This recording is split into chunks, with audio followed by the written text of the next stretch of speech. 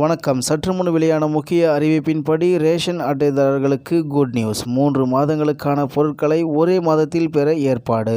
செய்தியை முழுமையாக கேட்கறதுக்கு முன்னாடி நம்ம சேனலை சப்ஸ்கிரைப் பண்ணலாம். சப்ஸ்கிரைப் பண்ணிக்கோங்க. மறக்காம பெல் பட்டனை கிளிக் பண்ணிக்கோங்க. அப்பதான் நம்மளுடைய அப்டேட்டட் நியூஸ் உங்களுக்கு உடனுக்குடன் வந்து சேரும். இந்தியாவில் உள்ள வறுமை கோட்டிற்கு கீழ் உள்ள அனைவருக்கும் கூட்டுறவுத்துறையின் மூலம் ரேஷன் கடைகள் வாயிலாக மலிவு விலையில் உணவுப் பொருட்கள் மாதந்தோறும் விநியோகம் செய்யப்பட்டு வருகிறது. தமிழ்நாட்டில் மட்டும் தற்போதைய நிலவரப்படி சுமார் 2.20 கோடி ரேஷன் கார்டுதாரர்கள் உள்ளனர். ரேஷன் கார்டு மூலம் பொருட்கள் மலிவு விலையிலும் இலவசமாகவும் வழங்கப்படுவதோடு மட்டுமல்லாமல் அரசின் மற்ற திட்டங்களின் கீழ் உதவி பெறுவதற்கும் ரேஷன் கார்டு அவசியம். தமிழ்நாட்டில் ரேஷன் கடைகள் வாயிலாக இலவசமாக ஒரு குடும்பத்துக்கு அதிகபட்சமாக 20 கிலோ அரிசி, 3 கிலோ கோதுமையும் வழங்கப்படுகிறது. அதேபோல் 500 கிராம் சர்க்கரையும், துவரம்பருப்பு 1 கிலோவும், 1 லிட்டர் பாமாயில் மலிவு விலையில் கொடுக்கப்படுகிறது.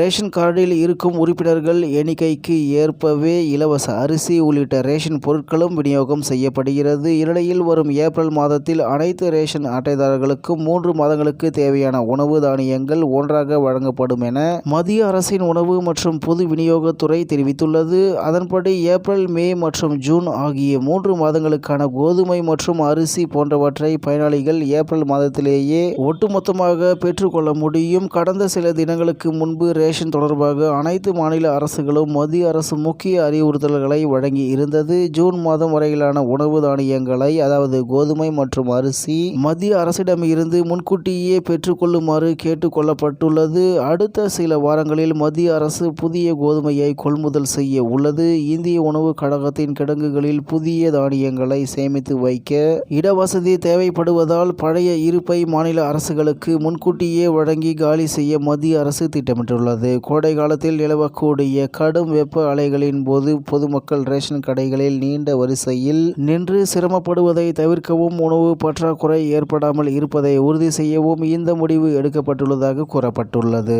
இதற்கிடையே வரும் மார்ச் 25ஆம் தேதிக்குள் ரேஷன் கார்டில் பெயர் உள்ளவர்கள் தங்களின் கைவிரல் ரேகையை கட்டாயம் பதிவு செய்ய வேண்டும் என அறிவுறுத்தப்பட்டுள்ளது. ஒருவேளை உங்களால் கைவிரல் ரேகை பதிவு செய்ய முடியவில்லை என்றால் உங்களின் பெயர் ரேஷன் கார்டில் இருந்து நீக்கப்பட வாய்ப்பு இருக்கிறது. அப்படி நீக்கப்பட்டால் மீண்டும் நீங்கள் பெயர் சேர்க்க விண்ணப்பித்து காத்திருக்க வேண்டும். மேலும் தேர்தல் முடியும் வரை ரேஷன் கார்டு தொடர்பான குறை தீர்ப்பு முகாம்களும் நடத்தப்படாது என்பதால் பொதுமக்கள் ஜூன் மாதம் வரை காத்திருக்க வேண்டும். தேர்தல் நடத்தை விதிமுறைகள் அமலில் இருப்பதால் கால அவகாசம் நீட்டிப்பு வழங்கவும் வாய்ப்பு இருக்கிறது. ஆனாலும் அரசின் அதிகாரப்பூர்வ அறிவிப்புகள் வராத வரை மார்ச் 25 என்பதே கடைசி நாள் என்பதை மறக்க வேண்டாம் என்று தகவல் வெளியாகி உள்ளது என்பது குறிப்பிடத்தக்கது.